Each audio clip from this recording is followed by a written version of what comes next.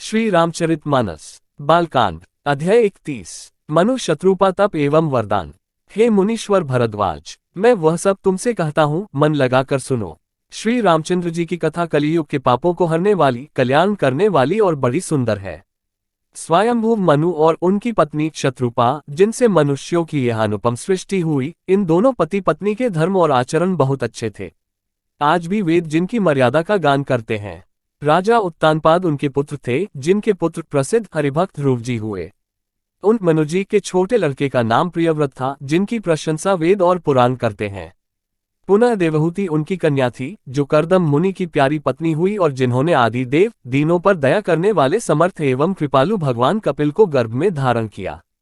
तत्वों का विचार करने में अत्यंत निपुण जिन कपिल भगवान ने सांख्य शास्त्र का प्रकट रूप में वर्णन किया, उन स्वयंभू मनुजी ने बहुत समय तक राज्य किया और सब प्रकार से भगवान की आज्ञा रूप शास्त्रों की मर्यादा का पालन किया।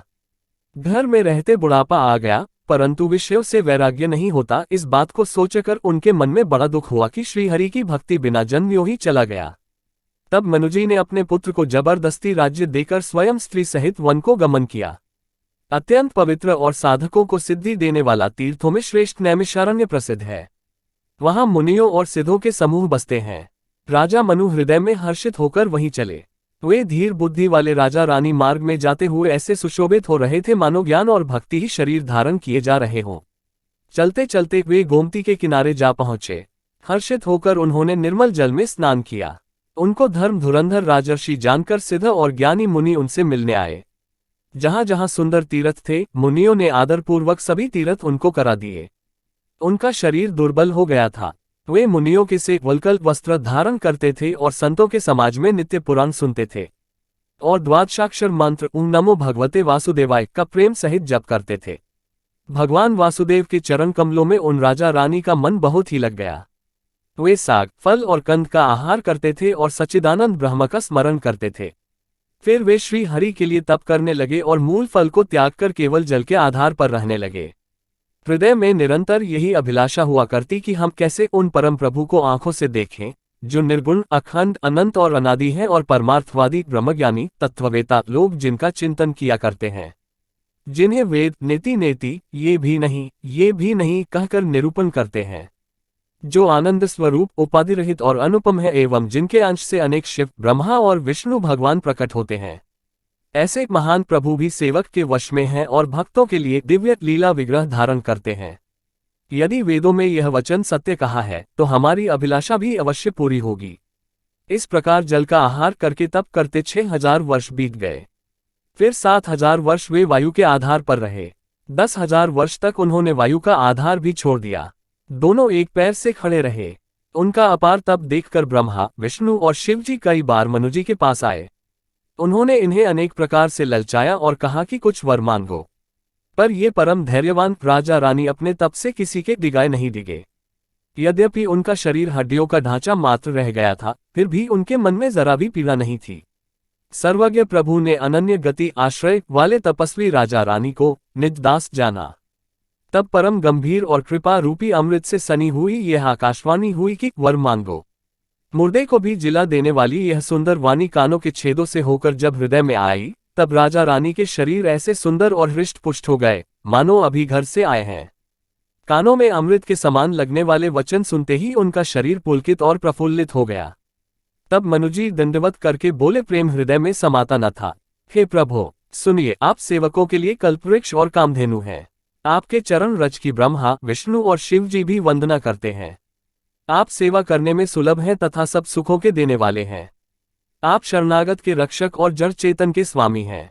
हे अनाथों का कल्याण करने वाले, यदि हम लोगों पर आपका स्नेह है, तो प्रसन्न होकर यह वर दीजिए कि आपका जो स्वरूप शिवजी के मन में बसता है और जिसकी प्राप्ति के लिए मुनि लोग यत्न करते हैं, जो काकभूषुंडी के मन रूपी मानसरोवर में विहार करने वाला हंस है, सगुण और निर्गुण कहकर वेद जिसकी प्रशंसा करते हैं, हे शरणागत के दुख मिटाने वाले प्रभु, ऐसी कृपा कीजिए कि हम उसी रूप को नेत्र भर कर देखें। राजा रानी के कोमल, विनययुक्त और प्रेमरस में पगे हुए वचन भगवान को बहुत ही प्रिय लगे।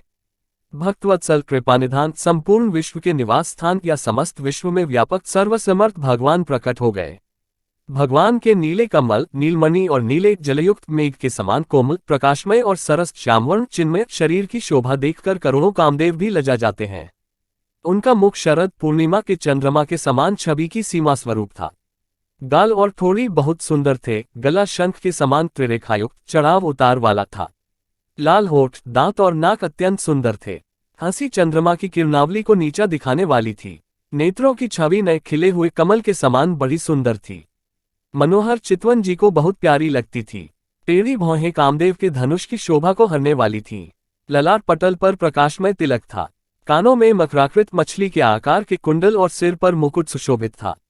टेढ़े घुंघराले काले बाल ऐसे सघन थे मानो भौरों के झुंड हों।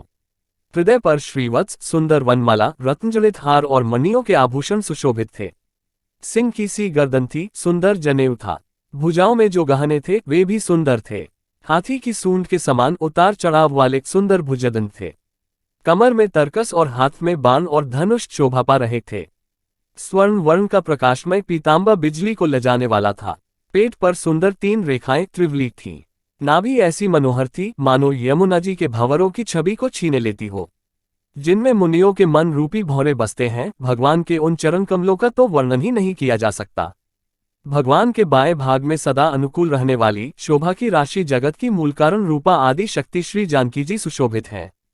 जिनके अंश से गुणों की खान अगणित लक्ष्मी, पार्वती और ब्रह्मानी त्रिदेवों की शक्तियां उत्पन्न होती हैं तथा जिनकी भौं के इशारे से ही जगत की रचना हो जाती है, वही भगवान की स्वरूपा शक्ति श्री सीताजी श्री रामचंद्र जी की बाईं ओर स्थित हैं।